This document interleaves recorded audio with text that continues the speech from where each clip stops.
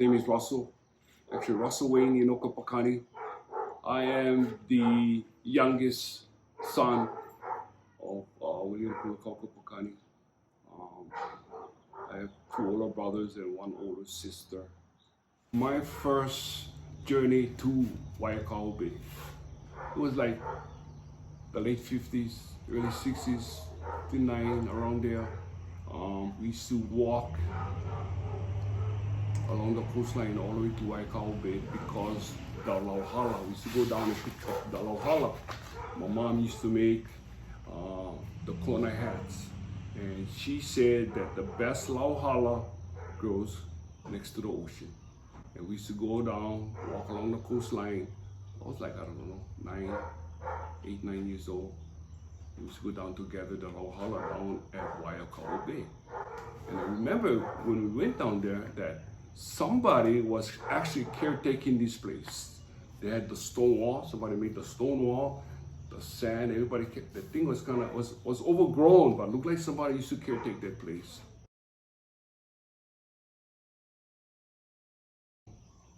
After that, we used to go down fishing. The fishing was really good down there in the bay. The OP, the Limoko was really good. So we used to go, and I used to like carry the bag of fish. After my dad, I used to go chonat, and all my uncles used to go down there and chonat like that. So I used to go to Uncle Sam's place all the time, and Uncle Sam had the fishing grounds. From Uncle Sam's place, you walk down with all those fishing grounds all over the first bay. Okay, so we thought where you guys was, that was second bay. Waikau was third bay. So at the 3 bays, so all the fishermen, when you mention the bays, they know. First bay, second bay, third bay. So I remember, I never know what Waikau. I never know the Hawaiian name. I never know. All I know that where Waikau is, that was called third bay. And your father place was called second bay, and where Jimmy Yopa used to live, had on bay, right? On the coastline, straight up from his house, had on out bay there. That was the first bay. In fact, right by Uncle Sam's house, had the first bay, had on out bay over there. So when we used to go to Uncle Sam's house, before they made the road, we used to have to walk down to the coastline and walk all the way down to Waikau Bay.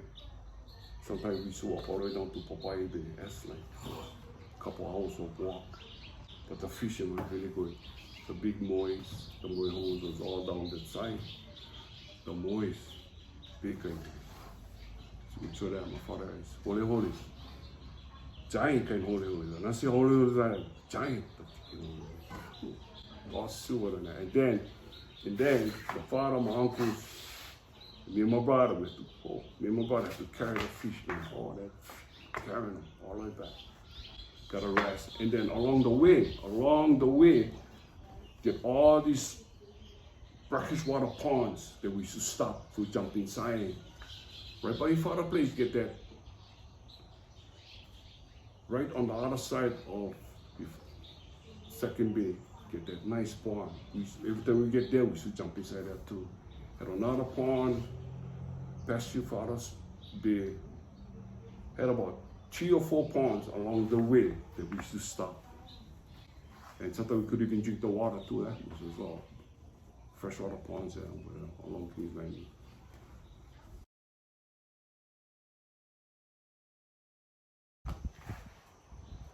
We were still going down there, and it wasn't until I was like in high school, 67, I remember my dad decided to actually put up a pavilion right down the sand. That was the first structure that they put up over there. This was after the house in Bern. I remember that house.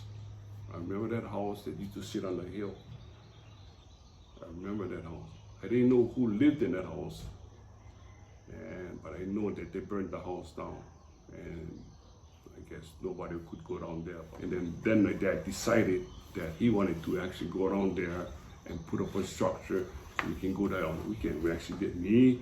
Me and one of my brothers and my dad, we actually put up a pavilion down there right on the sand. And So we used to go down because had the road, because they made that road, so it was easy. We could drive all the way down to the place. Had that road that goes all the way down to Waikawa right there. And we used to go there on the weekends, and we put up this big pavilion down there, and we used to go on the weekends and stay there on the weekends. And it was good times, but there was hard work too. 71, I joined the Navy. I left for 4 years. My dad was still going down there, and my mom and everything. So in 1974, I got married in 73. In 1974, my mom and my dad got divorced. After that, my dad moved out of the house. He lived in Pineapple on Railroad. And that's when he started living down there permanently, in 1974. He married Audrey Travis. He married Audrey, and they lived down there. By 1974, that pavilion that we made, he had enclosed the whole thing. He had poured concrete floor, put up windows and everything, and he was actually living down there, right down the center, that first house. He was living down there. I come out of the Navy, and I go down and I visit him, and wow, look at this place.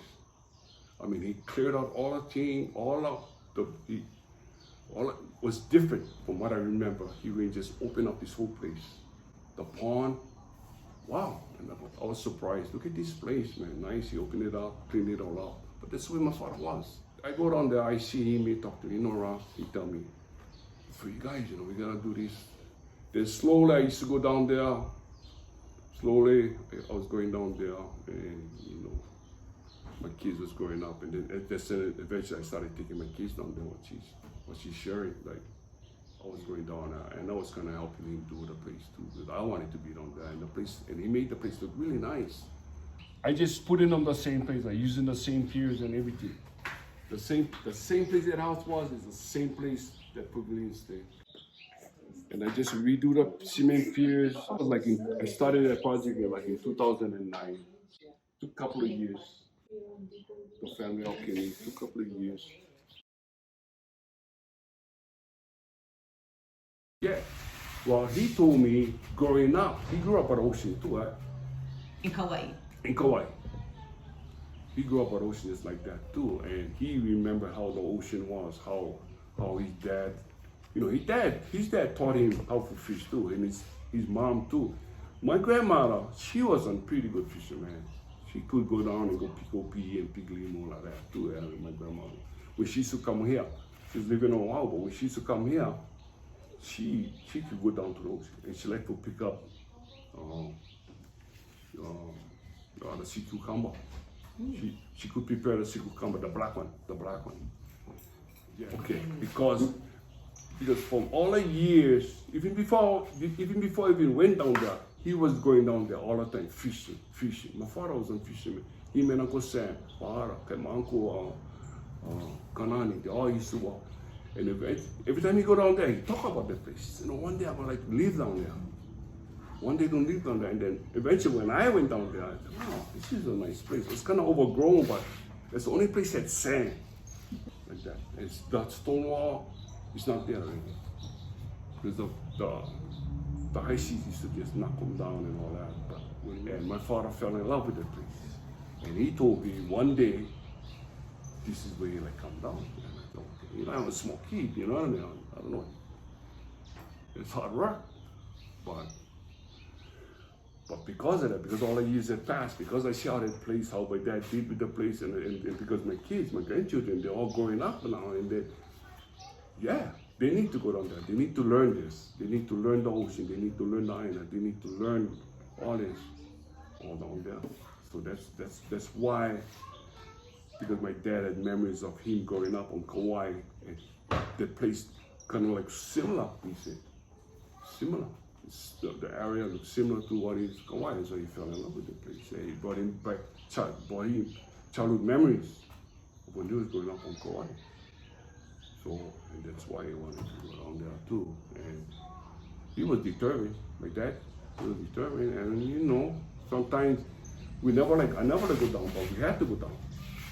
Get in this truck, get in the truck, put all the tools in the truck. Put all the tools, put all the, get over there. That's all, man. Okay, we're going to See, the road was there already. The Kings Landing Road going down. And then going drive all the way down to the sand, drive all the way down.